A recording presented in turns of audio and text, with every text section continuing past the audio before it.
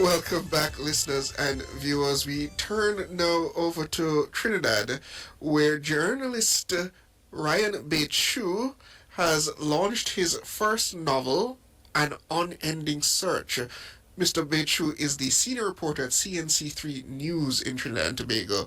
The book tells the story of Tar, a teenager working in the cane fields alongside his wise and influential uncle Sundar, as radio opens their ears to global events through the BBC World Service.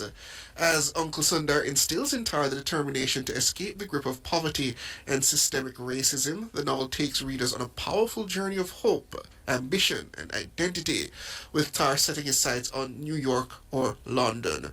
Through Tar's eyes, Bechu masterfully confronts issues of racism, classism, and societal divides, painting a vivid picture of life and struggles in 1970s Trinidad while exploring the universal themes of growth and self-discovery.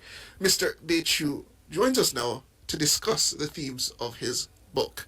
Good evening, sir. Good evening. Good evening. Thank you very much for having me. Truly appreciate it. Good evening to your audience as well. It's nice to hear from you. So just to give us a rundown at the first thing, An Unending Search. What instilled that title? What inspired that title? It's about this young man, as you just briefly outlined in the synopsis, about this young East Indian teenager who is on a search for to get out of Trinidad, to get out of the Caribbean, to get to greener pastures such as New York and London, where he perhaps will find a better life, perhaps find more job opportunities. And in this search, he encounters many obstacles, including racism, classism. He struggles through many of these challenges, and it's really a search that when you get to the end of the book, you realize that he continues to search for something. He hasn't found that peace. He hasn't found that destination that he had hoped to achieve. Interesting. So it's an allegory for life, essentially. That unending search for a better life that would typify a lot of people growing up in the Caribbean, particularly in Trinidad and Jamaica as well. Precisely. It really is an accurate reflection of life in the Caribbean, and that's why the book itself has taken the genre of a West Indian fiction, because it really follows, stories, everyday stories that people can relate to from Jamaica, St. Lucia, Trinidad and Tobago, Guyana. Wherever you live in the region, you'd be able to very much connect with the story of searching for something. We've all grown up in small islands.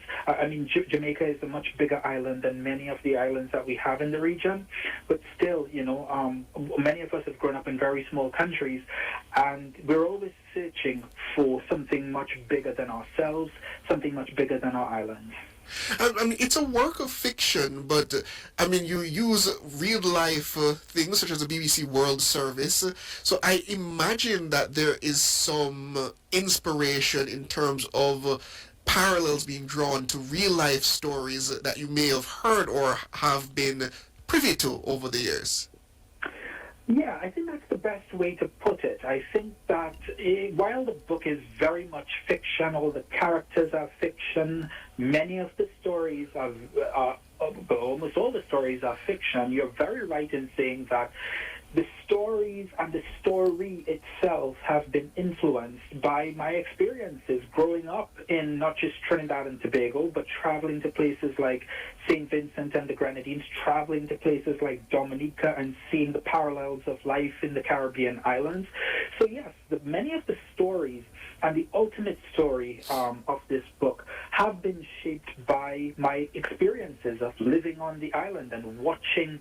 I always say, we in the Caribbean have so many characters. There are characters everywhere, but we have such interesting characters on a day-to-day basis in our workplaces, on the streets, the homeless people. If you look hard enough and you analyze it hard enough, they make you laugh, they make you cry, they make you wonder. And all of these characters will be wasted if they're not put into a book, if they're not put into a play. So I think we have literature bursting on the streets of the Caribbean. Mm-hmm. Is this your first book? It's my first book. Mm-hmm. And what was that experience like in terms of the actual process of writing? Hardest thing I've ever done in my life. I started this book in 2009, finished the first draft in 2014. Back then, I didn't have the money to have it properly copy edited. I also didn't think that it was very good. I didn't think it was good enough, so I just left it there. And then in 2023, I picked it back up again, and I took it to a copy editor and had her have a look at it. And when she had a look at it, she said, well, first of all, the book is too long. It was double the size that it was right now, so that would have been roughly about 500 pages. So she asked me to cut the book in half, and then when I cut the book in half, we had a lot of changes to do. Honestly, it was like writing a second book.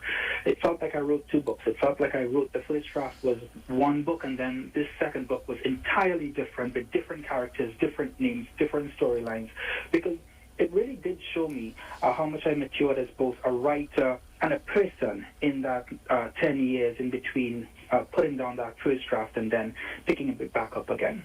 What compelled you to take it back up again after, as you said, nearly a decade? I've never lost my love for West Indian literature. I think as I became older as a journalist, I read a lot less, which was unfortunate, because when I was growing up in my teenage years, I read a lot of West Indian literature, and I didn't only read, Naipaul and Walcott from St. Lucia, but I also read a lot, of Marlon James as well. I read a lot of Nalo Hopkinson as well. So, I always stayed very close to West Indian writers. I kept in touch. I had the honor of interviewing Marlon James a few years after he won the Man Booker Prize. I also had the opportunity to interview as a journalist Nalo Hopkinson when she traveled to Trinidad for the Bocas Literature Festival. So I always stayed very close to West Indian literature and West Indian writers. And, it always stayed at the back of my mind that this was something that I wanted to get done. I was just waiting on the right time. And I picked it back up again, and, I just decided to go through the process. I didn't realize that the process would be that painstaking. Mm-hmm. And having gone through that process, should we expect that you'll take up your pen again? I don't know, to be honest. I don't know if I have a second book in me, but, I wouldn't mind, but it's definitely, I think experience when you're writing a novel, or when you're writing any book, really, experience is very important, and I think the experience of the first book will certainly make the second book, somewhat less challenging. Not easier, but less challenging. I tell you something, you said earlier that, you think there are a lot of stories in the Caribbean to be told. And I'm always happy when Caribbean nationals and natives tell those stories. How do people find the book?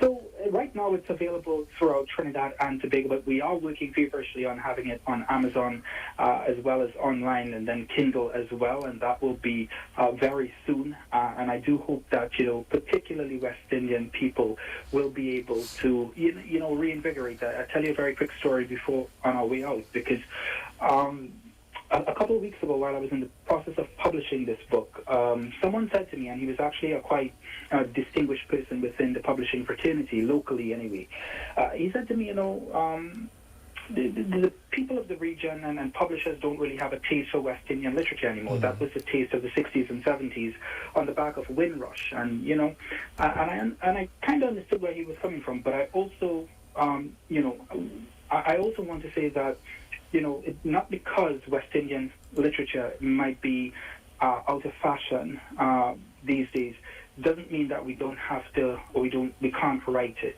I'm a West Indian. I love the West Indies.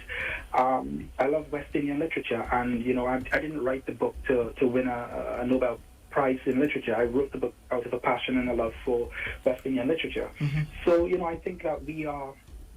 We telling our own stories, as you say it, in our language. That was very important to me, and I was happy that I was able to, contribute a little piece to the history of West Indian literature. The book is set in the 1970s. Do you believe there's enough cross-generational experiences that could essentially compel someone, even in the younger generations now, in the 2000s, now in 2025, to understand the struggles and the woes that many people faced in the 1970s, and they could draw parallels to them, to their lives now? in the 21st century? I hope so. I really hope so. On the one hand, I hope that they do have an appreciation because the book is set right after the Black Power marches and movement in the early 1970s here in Trinidad. And the remnants of that Black Power movement linger throughout that decade. And the book sort of looks at the impact that it has on blacks and East Indian people. And what I do hope is that even if they can't completely understand and appreciate what happened in after that Black Power movement, that they can at least draw parallels to the protagonist of the book, who really goes about on a search of escapism from Trinidad and the Caribbean to this promised land, as New York and London have always been for people of the Caribbean. New York and London have always been the promised land. You know, you go there, you get a better job, you find a better life, etc. I hope that they could find parallels in this protagonist, about his unending search for a better life and the struggles that he had to endure with their own struggles and with their own lives. And at the end of it, things didn't work out for him. And they could also see, if things don't work out for them either, that sometimes things just don't work out. Yeah. Ryan Bechu, thank you so much for your time. All the best. Appreciate it as always, and appreciate talking to you in a different capacity tonight. All right, my brother. Senior reporter there at CNC3 News in Trinidad and Tobago, Ryan Bechu. His new book will be available soon on Amazon and on Ending Search.